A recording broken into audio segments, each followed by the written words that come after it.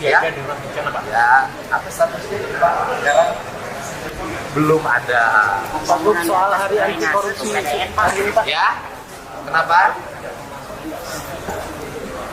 Yang ngebangunnya siapa? Ya, Bupati Sumedang. Nah, tuh dicek.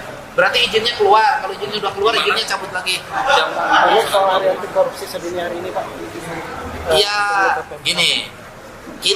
ginilah.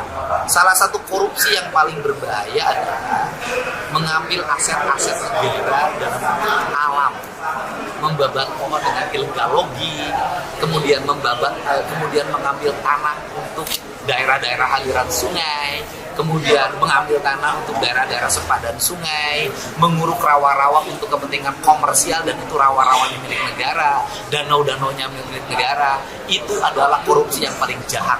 Wilayah Kabupaten Bandung, Kota Bandung, Cimahi, Barat, itu wilayah rawan sesar lembang, bencana banjir, longsor, sehingga ruang-ruang terbuka hijaunya harus dipertahankan. Untuk itu, izin-izin perumahan yang akan diproses dan yang sudah diberikan untuk ditunda dulu, dilakukan evaluasi tata ruang sehingga tidak memiliki resiko yang tinggi terhadap kepentingan lingkungan kita. Kan kita ngomongin penanganan banjir dalam setiap tahun tidak akan ada arti kalau semua ruang hijau di Bandung, rawa sawahnya dimungkinkan. Kan tidak ada arti, artinya bahwa dimungkinkan Bandung akan tenggelam kalau tidak dilakukan perubahan tata ruang sejak sekarang. Yang pertama.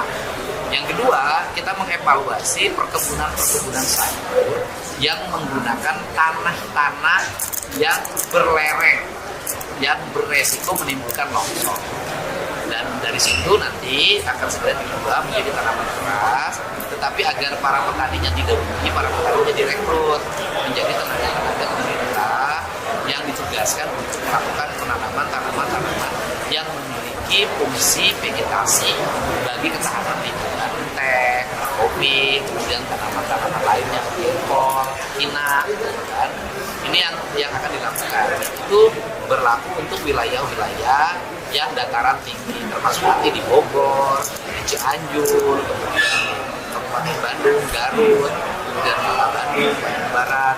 Ini penting karena Kota Bandung itu hidupnya tergantung juga Bandung Barat. Pada akhirnya kalau Bandung Barat itu bermasalah, maka Kota Bandung. Kemudian berikutnya adalah penekanan ketika ada izin perumahan harus ada persyaratan seperti yang terjadi di Pemda Kabupaten Bandung, yaitu disiapkan sumur danau kecil untuk menampung. Ini yang berikutnya adalah agar PTPN berkoordinasi segera dengan ATR BPN sehingga izin-izin lokasi yang sudah habis itu segera dilakukan percepatan proses administrasi, tidak melainkan lahan yang berpotensi untuk diduduki oleh siapa saja. Kemudian konsep pemerintah provinsi itu bukan persoalan PTPN-nya. Konsep pemerintah provinsi adalah bagi kami tanah dikuasai siapapun itu bukan urusan itu adalah urusan administrasi pertanahan. Tetapi konsep kami adalah tanahnya tidak berubah fungsinya, tetap harus menjadi hutan dan tetap harus menjadi kebun teh. Itu konsep kami.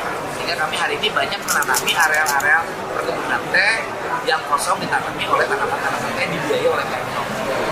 Dan yang rusak yang paling parah di mana Pak?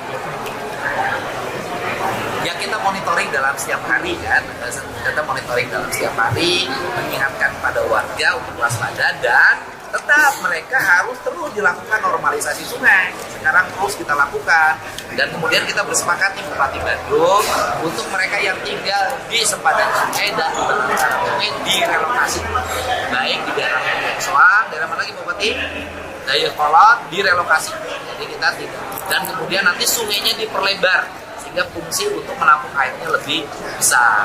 Ini langkah-langkah yang dibuat. Pak Bukit, ada sudah audit kerugian dan berapa pemulihan dari wilayah sekarang? Oh, belum ya, kalau audit belum. Tetapi saya sudah minta Kepala Dinas Lingkungan Hidup sekarang menjadi orang yang memiliki tanggung jawab untuk memitigasi bencana, kemudian membuat rencana untuk kepentingan ekologi dan menghitung kerugian yang terjadi akibat bencana. Walaupun kalau di Jawa Barat sih masih relatif bencana tahunan. Banjir kan banjir tahunan. Cuma tahun ini agak nambah. Kenapa agak nambah? Kan Pangalengan Ciwidey-nya sudah berubah fungsi, itu masalahnya. Jadi dari hulunya tanahnya ngalir masuk ke sungai, kemudian sungai Ciwidey, kemudian Cikapundung, kemudian Cikuray, kemudian Citarum, itu mengalami sedimentasi sehingga naik ke permukaan. Ketika naik ke permukaan, sungai itu mengalami penyempitan. Jadi hulu dan hilirnya harus dibenahi. Ada berapa persen dukungan dari dana pemulihan dari provinsi? Pokoknya kita mah tidak terbatas kalau untuk penyelesaian lingkungan. Setidaknya ada berapa yang disiapkan? Berapa persen gitu Pak? Ya kalau kita 200 miliar, 300 miliar kita sudah. Ya kan kita siapin, kita bisa geser dari anggaran alokasi APBD, kita geser lagi ke penanganan bencana. Hutan yang Kan ada paling yang rusak di disebut mana saja, pergeseran Pak? anggaran. Gimana? Hutan yang paling rusak di Jawa Barat itu? Semua hutan rusak. Semua hutan rusak. Kalau intervensi ini Pak, tata ruang gimana? Sekarang ada perubahan tata ruang. Mulai Januari, Provinsi Jawa Barat akan melakukan evaluasi tata ruang. 18 Desember kita bertemu dengan Menteri ATR di Gedung Sate. Artinya bupati wajib mengikuti. Harus diikuti. Kalau mau bupatinya menjadi bupati bencana, ya silakan. Bapak ada pemetaan khusus nggak sih Pak di wilayah Jawa Barat mana yang paling rawan bencana di wilayah? Yang rawan di Bandung, kemudian kawasan Bogor, kemudian Garut, itu yang paling rawan. Tetapi ya kita juga cukup ini ya, normalisasi sungai, perubahan bantaran-bantaran sungai yang terjadi di wilayah Bekasi sudah mulai ngepek.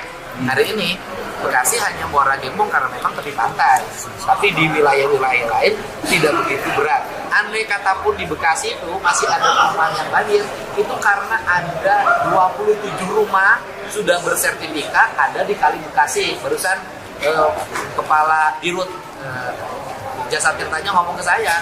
Nah sehingga rencananya bagaimana provinsi-provinsi akan segera mengajukan areal yang menjadi daerah sepadan sungai dan kemudian daerah-daerah bantaran sungai untuk diajukan ke Menteri PU. Daerah sepadan sungainya ditetapkan.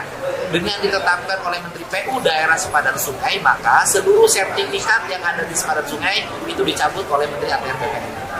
Mitigasi berbasis provinsi sebenarnya bisa nggak dicontohkan itu juga ada ini kan terbagi ya mitigasi berbasis nasional dan nasional. Kita bermitigasi setiap hari kan bermitra dengan BMKG. Cukup dengan provinsi bisa. Bisa. Tidak perlu nasional. Nasional perlu, tapi provinsi harus lebih jeli. Kenapa? Semua, bukan hanya di Bandung, seluruh daerah yang memiliki bantaran sungai dan daerah sepadan sungai yang itu ditinggali oleh warga, maka akan direlokasi seluruh Jawa Barat. Untuk galian Sudah mulai, kan sekarang udah mulai dari dulu, udah setahun yang lalu Wilayah udah mulai. Kan dari dulu ya. Ya, apa statusnya Pak? Sekarang belum ada. Untuk soal hari anti korupsi hari ini Pak. Ya, kenapa? Yang ngebangunnya siapa? Ya, Bupati Sumedang. Nah, tuh dicek. Berarti izinnya keluar. Kalau izinnya udah keluar, izinnya cabut lagi. Untuk soal hari anti korupsi sedunia hari ini Pak. Ya, ginilah. Salah satu korupsi yang paling berbahaya adalah mengambil aset-aset negara dalam alam, membabat pohon dengan illegal logging, kemudian mengambil tanah untuk daerah-daerah aliran sungai, kemudian mengambil tanah untuk daerah-daerah sepadan sungai, menguruk rawa-rawa untuk kepentingan komersial dan itu rawa-rawanya milik negara, danau-danaunya milik negara. Itu adalah korupsi yang paling jahat.